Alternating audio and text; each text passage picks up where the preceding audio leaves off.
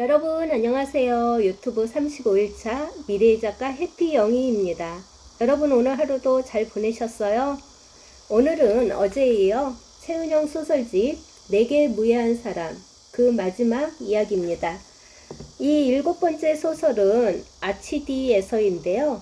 이 소설은 앞전 6편의 소설과 달리 브라질 청년 날도의 외국인 남자의 시선으로 쓴 소설입니다. 여러분 날도는 대학을 다니다가 중퇴를 하고 대마초를 피우면서 게으름을 피우면서 엄마에게 빌부터 사는 그런 청년이었습니다.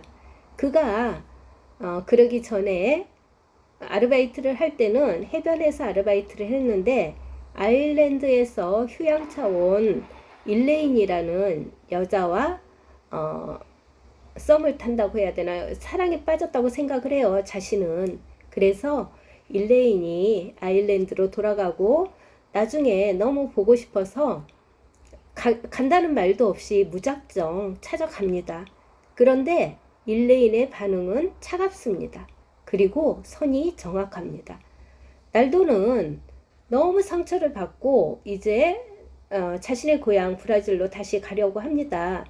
그런데 때마침 화산이 폭발을 해요. 화산이 폭발을 하고 비행기가 뜨지를 못합니다. 그러니 어쩌겠어요. 숙소를 정하고 지내는데 여러 날 재개되지 않습니다. 그러다 보니까 누나에게 이제 엄마에게 전화해서 그 사실을 얘기하는데 누나도 엄마도 그 반응이 차갑습니다. 그리고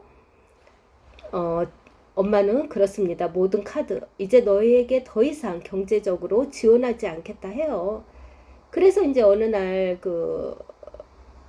가서 결제를 하려고 보니까 정말 카드가 다 막혔습니다. 그러니 먹고 살아야 되잖아요.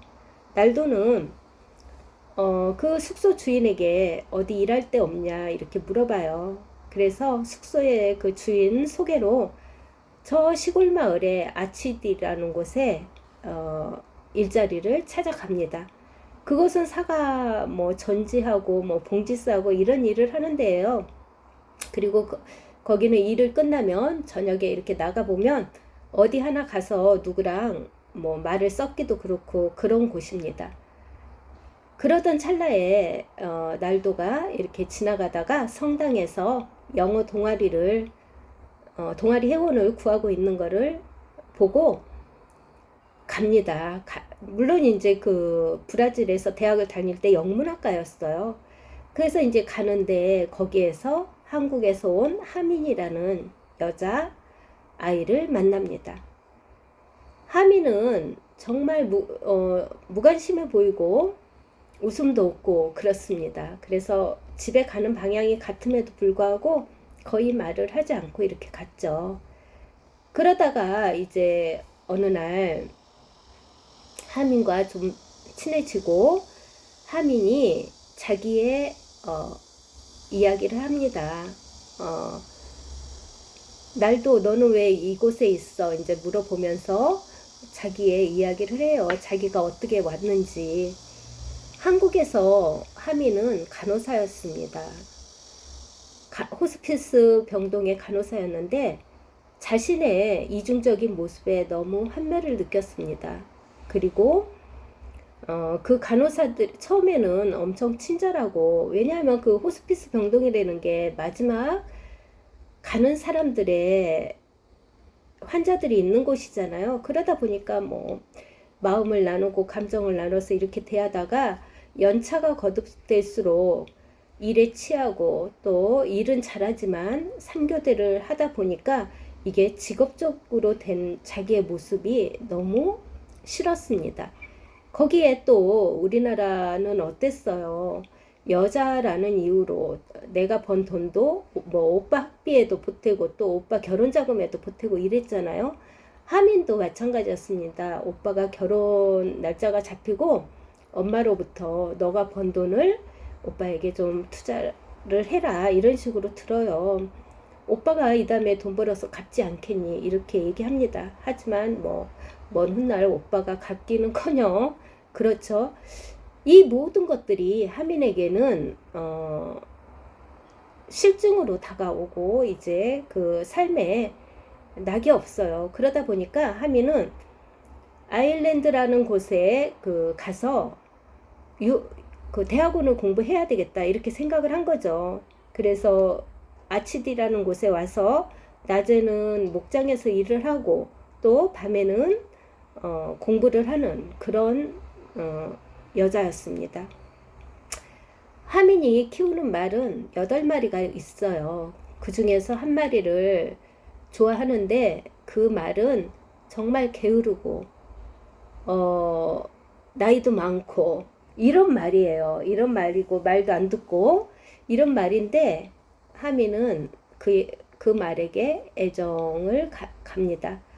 이거는 어쩌면 이 말과 그 날도를 이렇게 상징적으로 엮어놓지 않았나 싶어요. 이렇게 읽다 보니까 흐름을 날도도 그렇잖아요. 엄마 말도 안 듣고 게으르고 그렇잖아요. 그렇듯이 조금 연결을 지어 상징적으로 나타낸 것 같기는 합니다. 그리고 이제 자기는 그런 이야기를 다 날도에게 이야기를 하죠.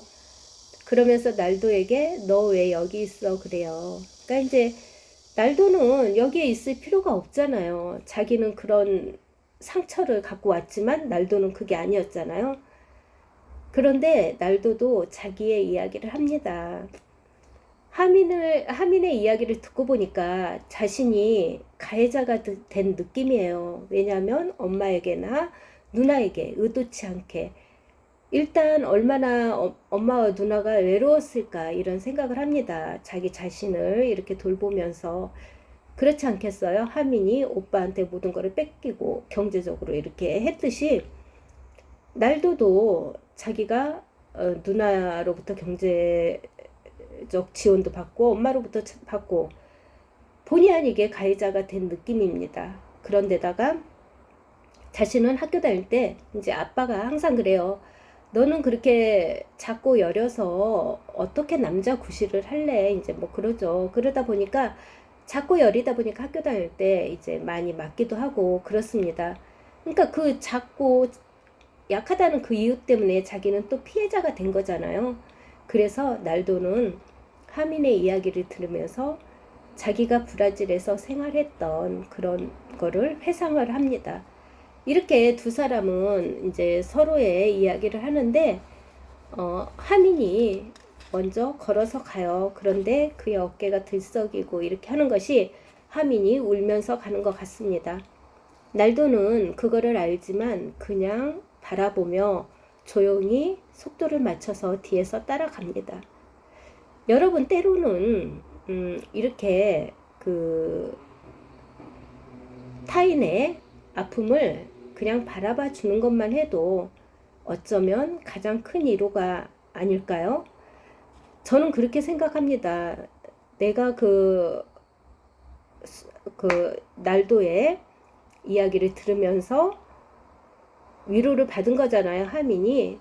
그러면서 눈물을 흘리는데 거기다 대고 만약에 날도가 너 왜 울어? 막 이런 식으로 아른 체를 하면 좀 그 감정이 그랬을 것 같은데 어쨌든 날도는 가만히 바라봐주며 보폭만 맞춰서 갈 뿐이잖아요. 그게 어쩌면 가장 큰 위로가 아닌가 싶습니다.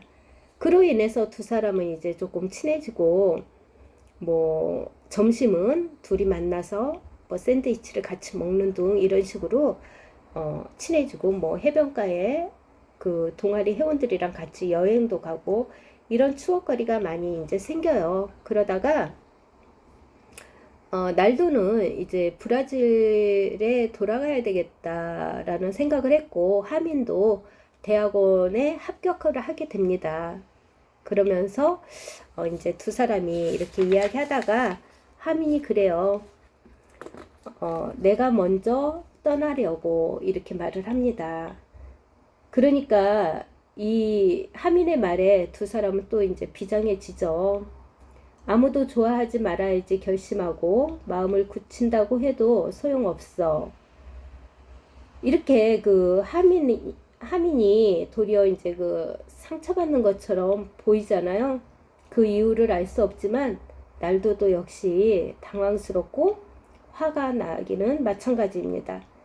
그러나 그들은 서로에 대한 감정의 실체를 인정하는 대신에 그 감정이 사랑이 아니라고 필사적으로 이제 부인하지는 않아요. 그러면서 이제 그 하민이 그럽니다. 날도에게 너는 내 삶을 살게 될 거야. 이렇게 이야기해요. 이렇듯 이제 그 날도는 브라질에 가서 자신의 그 기존과 다른 삶을 살아갑니다.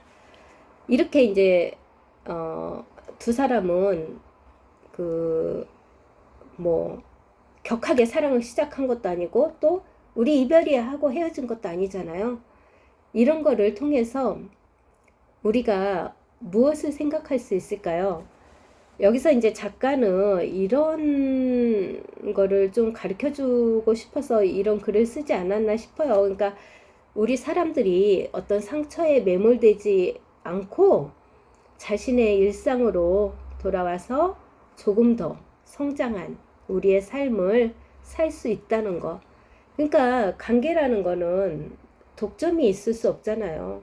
이렇게 사랑도 변한다고 하니까 이렇게 관계는 그런 거라서 그런 옛날 그 사랑을 통해서 또 지금을 살아가는 힘을 얻고 그거보다 좀 더 성숙한 그런 삶을 살 수 있다라는 거를 작가가 알려주고 싶었던 것 같아요. 그런 내용이었습니다. 그런 내용이었고 이 내게 무해한 사람은 이 책 한 권 우리가 지금 7편의 소설을 오늘까지 했잖아요. 이 어떻게 보면 내게 무해한 사람은 여러분 내게 무해한 사람이 과연 있을까요? 작가는 역설적으로 표현을 한 것 같습니다. 본인의 뜻은 아니지만 나로 인해서 다른 사람이 상처를 받을 수 있고 해를 당할 수 있고 또 나도 그 사람은 그런 의도가 아니지만 나도 그 사람으로 인해서 상처를 받을 수 있고 이런 거를 표현하기 위해서 역설적으로 내게 무해한 사람이라고 표제작을 정하지 않았나 싶습니다. 여러분 어떠셨나요? 최은영 소설집 재밌으셨나요? 7편의 그 소설을 여러분께 소개해드리고 또 제가 작가의 의도도 조금씩 이야기를 했고 여러분께 사실 책은 그렇잖아요. 작가는 써놓으면 뭐든 받아들이는 거 해석은 그 독자의 몫이에요. 그러니까 우리는 이 내게 무해한 사람을 통해서 남이 의도치 않게 나에게 상처를 줬든 또 내가 의도치 않게 남에게 상처를 줬든 이거에 너무 집착하거나 너무 거기에 매몰되지 말고 우리가 그거를 토대로 좀 더 한 뼘 성장해서 삶을 살아가는 그런 사람들이 되었으면 좋겠습니다. 이 소설집의 주된 내용이 그거이지 않을까 싶습니다. 여러분 생각은 어떠신가요? 다른 생각 있으면 댓글 좀 남겨주시고요. 내일은 제가 약간 동기부여할 수 있는 책으로 돌아오겠습니다.